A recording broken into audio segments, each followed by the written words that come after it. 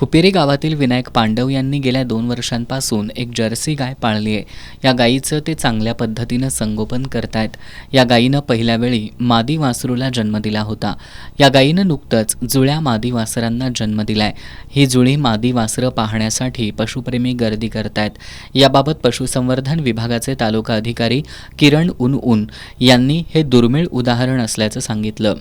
आज बोलण्याबद्दल महत्त्वाची गोष्ट म्हणजे करवीर तालुक्यातील खुपिरे गावामध्ये विनायक पांडव यांच्या घरी जर्सी गाईला जुळे झालेले आहेत। त्याचे जर्सी गाईला 2 पिल्लं झाली। गाई आणि वासरं दोन्ही व्यवस्थित आहे। सध्या त्यांची परिस्थिती चांगली आहे। ही होणारी घटना ही दुर्मिळ आहे। लाखात 1-2 जनावरांनाच होते। तसेच सदर ह्या महिन्यात आपली राज्य शासनाची लसीकरणाची 8वी फेरी चालू आहे।